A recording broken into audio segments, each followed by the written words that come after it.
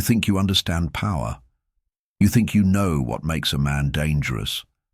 But every night, as you lie awake replaying conversations, analyzing her responses, wondering if you said too much or revealed too little, you're discovering a truth that cuts deeper than any blade. You've been dismantling your own kingdom, brick by brick, word by word. The most dangerous men in history, Caesar, Napoleon, Machiavelli himself, they understood something about power that you've forgotten in this age of emotional exhibitionism and therapeutic transparency. They knew that women are not your confessional booth. They knew that your vulnerabilities are not entertainment for feminine curiosity. They knew that the moment you become completely readable, predictable, emotionally available on demand, you cease to be dangerous. And when you cease to be dangerous, you cease to be desired. You've been taught lies, beautiful, seductive lies about emotional availability, about vulnerability as strength, about the beauty of laying your soul bare for feminine approval. But these lies have turned you into something pathetic, a man who mistakes neediness for intimacy, weakness for authenticity, and emotional incontinence for connection. The dangerous man operates from a different frequency entirely. He understands that power dies the moment you surrender your mystery. He knows that respect evaporates when you transform from sovereign to supplicant. He recognizes that feminine energy doesn't crave your brokenness, it craves your unbreakable strength. Tonight, you're going to discover the 6 things that dangerous men never do with women. Not because they're cruel or calculating, but because they understand the deeper laws of attraction, respect, and power. They understand that love without respect is pity, that desire without mystery is boredom, and that a man who cannot govern himself will never truly govern anything else. This isn't about manipulation. This isn't about games. This is about reclaiming the sovereignty you've been systematically surrendering every time you mistake emotional weakness for authentic connection. The dangerous man doesn't avoid these behaviors because he's afraid of intimacy. He avoids them because he understands that true intimacy can only exist between equals, and equality requires that both parties maintain their essential nature. When you abandon your masculine core to appease feminine comfort, you don't become more lovable, you become less necessary. Your ancestors knew this. Every empire, every kingdom, every dynasty was built by men who understood that power shared carelessly is power lost completely. They didn't rule through fear alone. They ruled through respect, through the kind of gravitational pull that comes from being unshakable in your center. You're about to learn what you've been doing wrong. More importantly, you're about to learn what you must stop doing immediately if you want to reclaim the dangerous masculinity that makes you not just attractive, but essential. It's 2 a.m., and you're lying in bed next to her, staring at the ceiling, while your mind races through every failure, every doubt, every moment of weakness that's been accumulating like poison in your chest. The silence feels heavy, suffocating, and in that darkness, you make a choice that will haunt you for months to come. You tell her everything. About the promotion you didn't get, about the way your father's voice still echoes in your head, telling you you're not enough, about the panic attacks that hit you in empty parking lots, about the way you sometimes look in the mirror and see a stranger wearing your face. You think you're being intimate. You think you're building trust. You think, you're showing her the real you. But what you're actually doing is watching her respect for you die in real time. She listens. She holds you. She says all the right words. But something fundamental has shifted in the space between you, something that can never be fully repaired. You've taken the crown from your own head and placed it at her feet, begging her to validate your worth, to tell you that you're still the king she fell in love with. But kings don't beg for their crowns. Kings don't need reassurance about their right to rule. The dangerous man understands something that you've forgotten. Feminine energy is designed to test masculine strength, not to provide it. When a woman pushes against your boundaries, questions your decisions, or creates emotional chaos, She's not trying to destroy you. She's trying to ensure that you're strong enough to handle her full power. It's an ancient dance, older than civilization itself. Every time you confess your fears, your doubts, your moments of weakness, you're failing this test in the most spectacular way possible. You're proving that you're not the mountain she can crash against safely. You're just another wave, just as unstable and unpredictable as the storm she's already carrying within herself. Machiavelli wrote that it's better to be feared than loved, but he understood something deeper. It's better to be respected than pitied.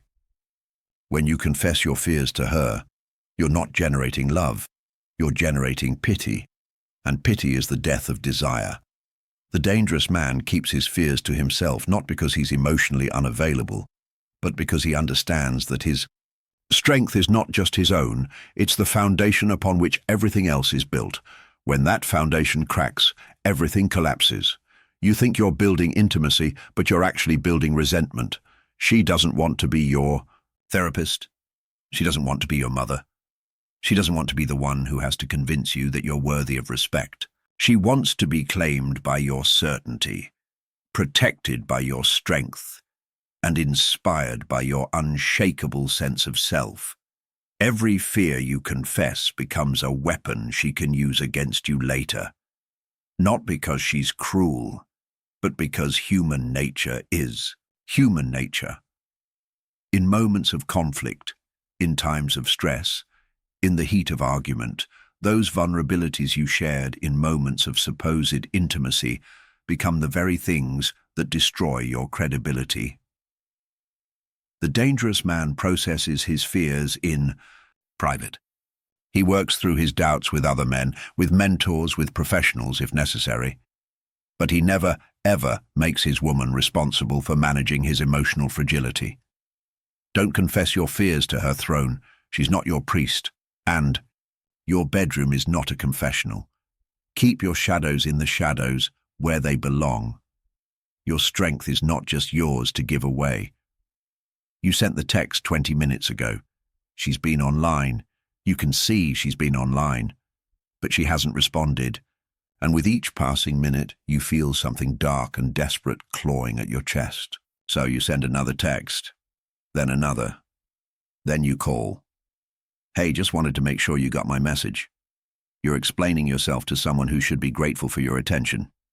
You're justifying your worth to someone who should already know it. You're begging for scraps of validation from someone who should be competing for your time. You've become a beggar in your own kingdom. The dangerous man never begs because he understands a fundamental truth about human psychology. Attention flows toward value, not away from it. The moment you start chasing, explaining, justifying, and pleading for what should be freely given, you transform from a prize to be won into a problem to be solved. Every double text is a declaration of your insufficiency. Every phone call after silence is an announcement of your desperation. Every explanation of why you deserve her time is proof that you don't understand your own worth. You think you're being persistent. You think you're showing her how much you care. But what you're actually doing is teaching her that your attention has no value, that your time is worthless, that your presence is something to be taken for granted rather than treasured. The dangerous man operates from a position of abundance, not scarcity. He doesn't chase because he doesn't need to. He doesn't beg because he has nothing to beg for. He doesn't explain his worth because his worth is self-evident. When she goes silent, he goes silent. When she withdraws, he withdraws further. When she tests his desperation, he responds with indifference, not because he doesn't care, but because he understands that caring and chasing are two entirely different things. Machiavelli understood that the moment you appear weak, you become weak. The moment you beg, you create a dynamic where begging becomes expected. The moment you accept scraps, you teach others that scraps are all you deserve.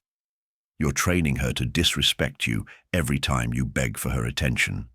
You're teaching her that her silence is more powerful than your presence. You're proving that you believe she's more valuable than you are. The dangerous man's attention is a gift, not a given. His presence is a privilege, not a right. His time is precious, not plentiful.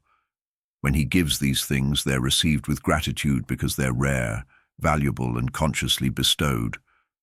Your desperation is not attractive. Your neediness is not endearing. Your constant availability is not a virtue. It's a weakness that signals to everyone around you that you have nothing better to do than wait for someone else to validate your existence.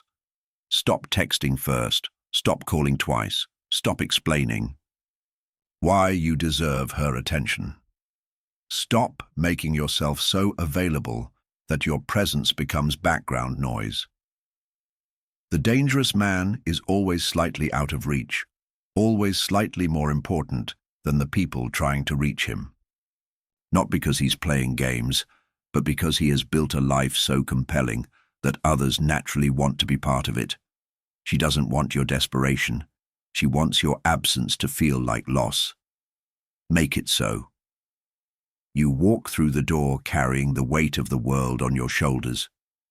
Your investments are hemorrhaging money. Your father called with another passive-aggressive comment about your life choices. And there she is, looking beautiful and peaceful, completely unaware of the storm raging inside your chest. So you dump it, all on her.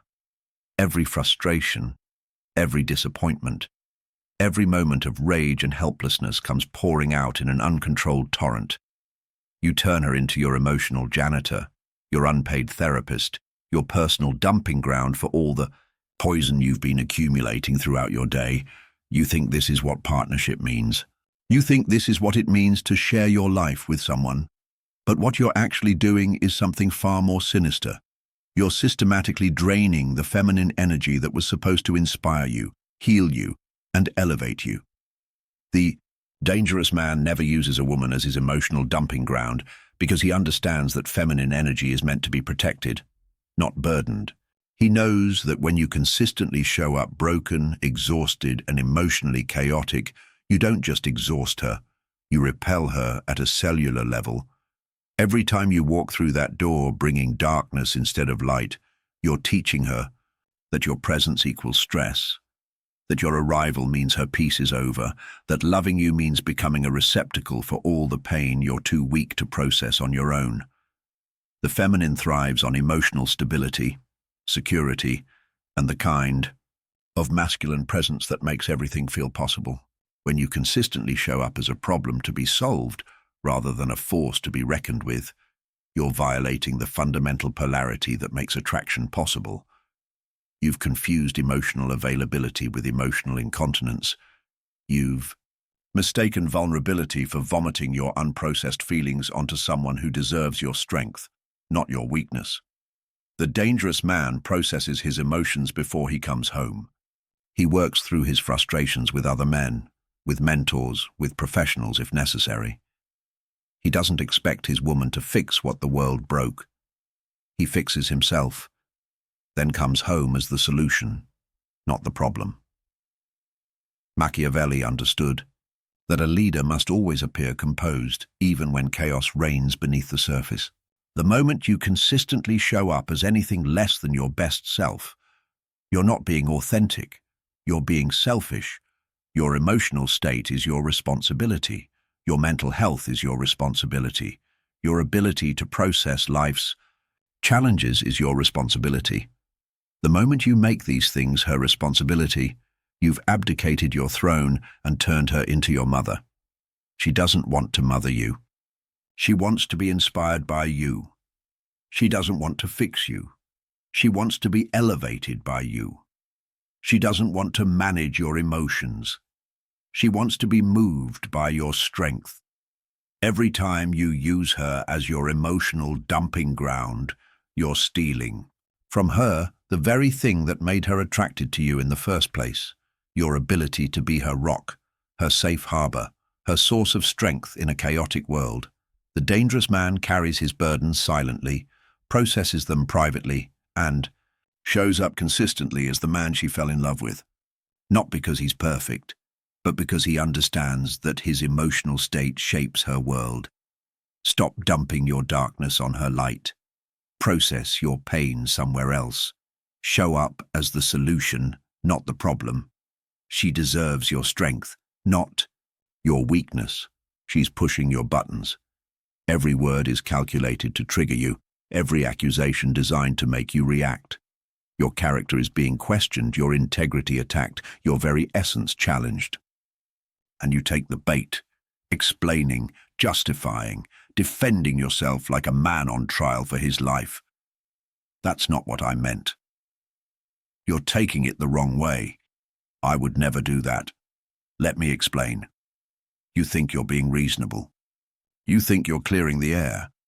But what you're actually doing is failing the most basic test of masculine strength, the ability to remain unmoved in the face of emotional chaos. The dangerous man never defends himself against emotional attacks, because he understands that defense implies guilt, and guilt implies weakness. When you defend, you're accepting the frame that you've done something wrong. You're acknowledging that her emotional state is somehow your responsibility. You're playing a game where you can only lose. Every explanation is an admission of inadequacy. Every justification is proof that you believe you need justification. Every defense is evidence that you've already lost the war. She's not actually attacking you. She's testing you. She's pushing against your boundaries to see if you'll hold, creating chaos to see if you'll maintain your center, generating emotional turbulence to see if you'll remain the mountain she can crash against safely. When you defend, you prove that you're not the mountain. You prove that you're just another wave, just as unstable and reactive as the storm she's already carrying within herself. The dangerous man responds to emotional attacks with the most powerful weapon in his arsenal: silence. When she storms, he becomes immovable. When she attacks, he becomes unreachable. When she creates chaos, he becomes the calm center around which everything else revolves. Machiavelli wrote that the wise man does not put himself in situations where he must depend on others, but he understood something deeper. The wise man doesn't put himself in situations where he must defend himself against those who should be grateful for his presence. Your silence in the face of her emotional attacks is not cruelty, it's strength. Your refusal to defend yourself is not arrogance, it's self-respect. Your unwillingness to explain yourself is not coldness, it's sovereignty. When you defend yourself, you're teaching her that attacks work. You're proving that emotional chaos is a valid way to get your attention. You're reinforcing the very behavior that's destroying your relationship. The dangerous man's response to emotional attacks is strategic withdrawal. He doesn't argue, he disappears. He doesn't defend, he detaches. He doesn't explain, he becomes unavailable. Not because he's playing games, but because he understands that some battles are won by refusing to fight them. He knows that the moment you start defending yourself, you've already lost. Your character should be self-evident. Your integrity should be unquestionable.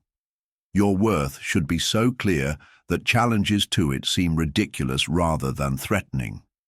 The dangerous man's silence becomes the knife they don't expect. His withdrawal becomes the punishment they didn't anticipate. His refusal to defend becomes the strength they can't break. Don't defend yourself against her emotional attacks. Don't explain your character. Don't justify your worth. Simply withdraw. Simply disappear. Simply become unavailable until she remembers how to speak to a king. Your silence is your sovereignty. Use it. You want to start a business, change careers, move to a different city, pursue a dream that's been burning in your chest for years. But instead of making the decision and announcing it, you find yourself asking permission from someone who should be following your lead. What do you think about, would you be okay if I was thinking maybe we could. You've turned her into your judge, your jury, your permission giver for the life you're supposed to be leading.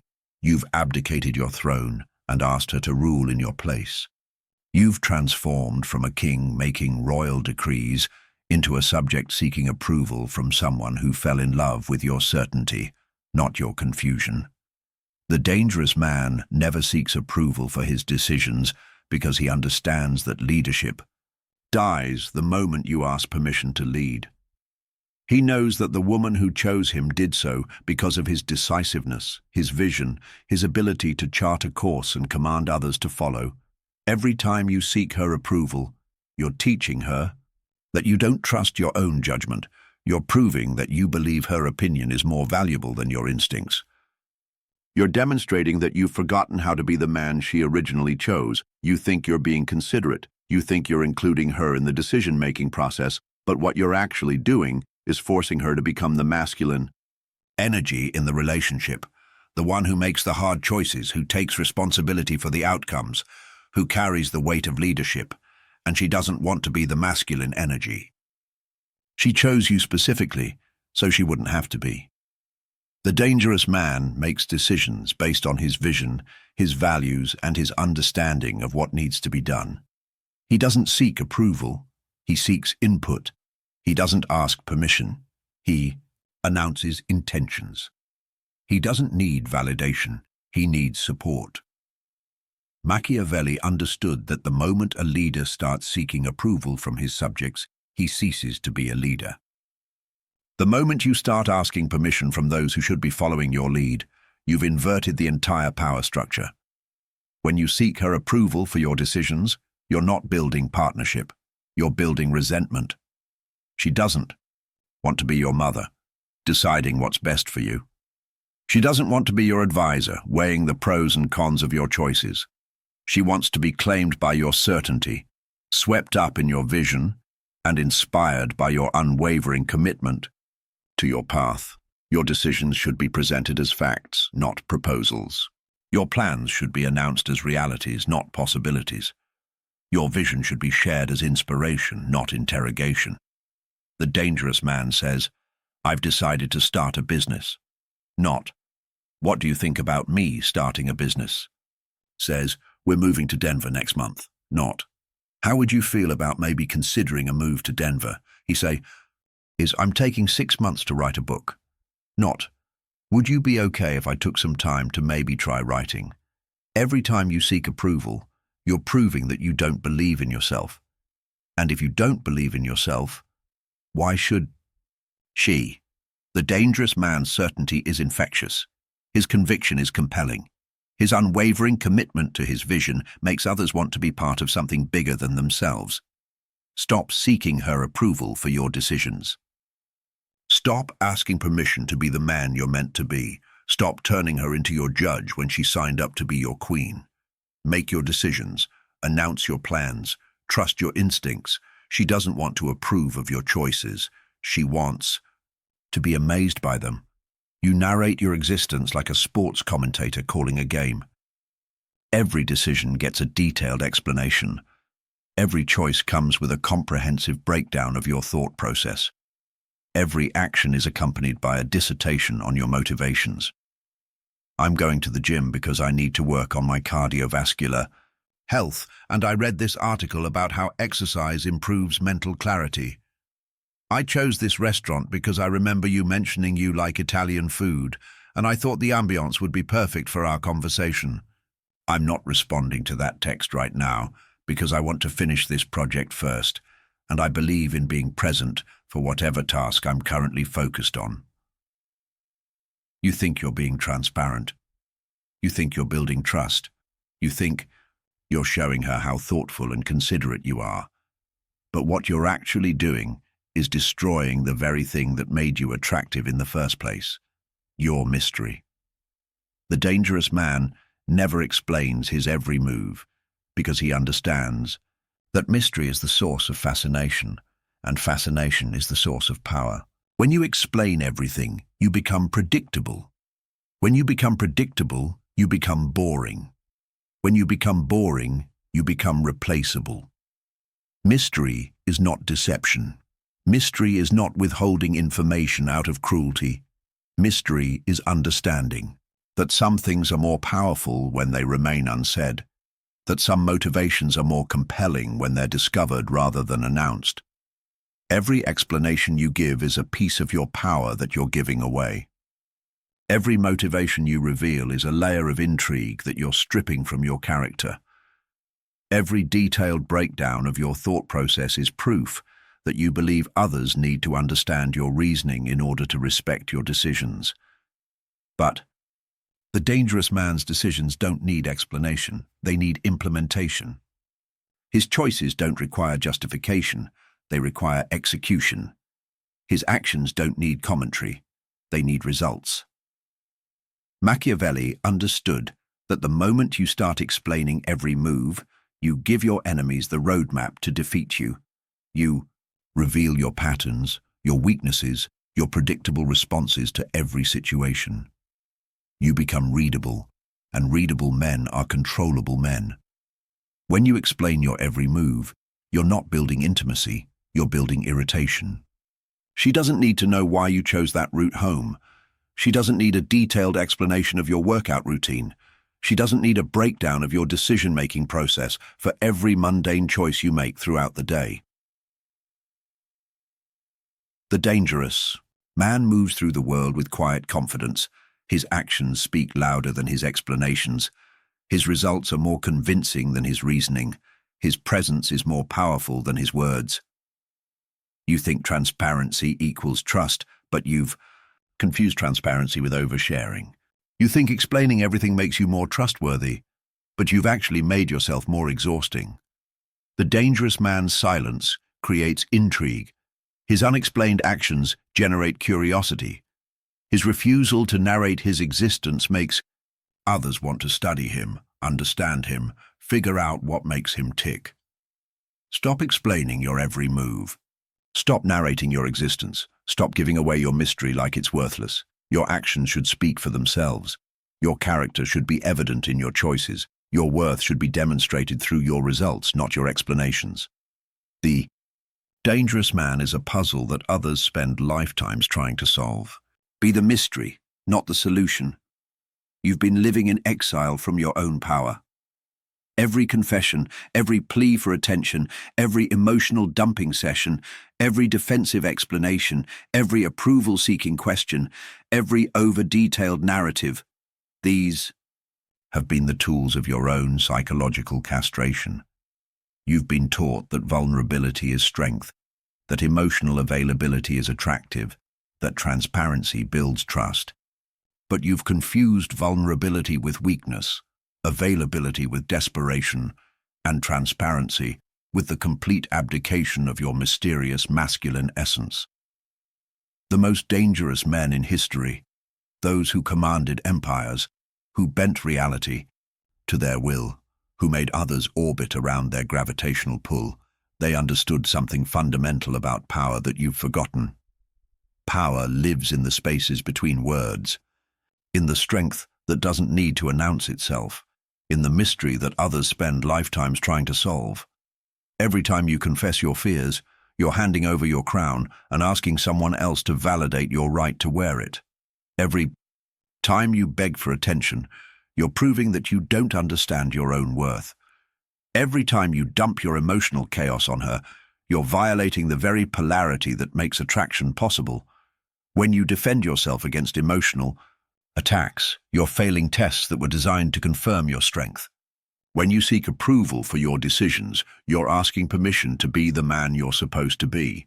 When you explain your every move, you're destroying the mystery that made you fascinating in the first place. The dangerous man doesn't avoid these behaviors because he's afraid of intimacy. He avoids them because he understands that true intimacy can only exist between equals, and equality requires that both parties maintain their essential nature. You were not designed to be her emotional support system. You were designed to be her king. You were not created to seek her approval. You were created to earn her respect. You were not meant to explain your every move. You were meant to be the mystery she never fully solves. Your silence is your sovereignty. Your emotional restraint is your crown. Your mysterious nature is your power. These are not tools of manipulation. They are expressions of your essential masculine nature. Don't let them make you readable. Don't let them make you small. Don't let them turn you into another broken boy begging for validation from those you should be leading. The dangerous man operates from a frequency that others can sense but never fully understand. He moves through the world with quiet confidence, unshakable presence, and the kind of mysterious power that makes others want to be in his orbit. This is not about becoming cold or cruel. This is about reclaiming the sovereignty that makes you not just attractive, but essential. This is about remembering that your strength is not just yours to give away. It's the foundation upon which everything else is built. Stop confessing. Stop begging. Stop dumping. Stop defending. Stop seeking approval. Stop explaining. Start being dangerous. If this message has awakened something in you, if you recognize the man you used to be before the world convinced you to be smaller, then subscribe to this channel. Not because you want to follow trends, but because you're ready to reclaim the dangerous masculinity that the world desperately needs. The crown is still yours. You just forgot you were wearing it. Remember who you are. Remember what you're capable of. Remember why they used to fear and respect the ground you walked on. The dangerous man doesn't announce his return. He simply stops apologizing for his existence. Your exile is over. Your kingdom awaits.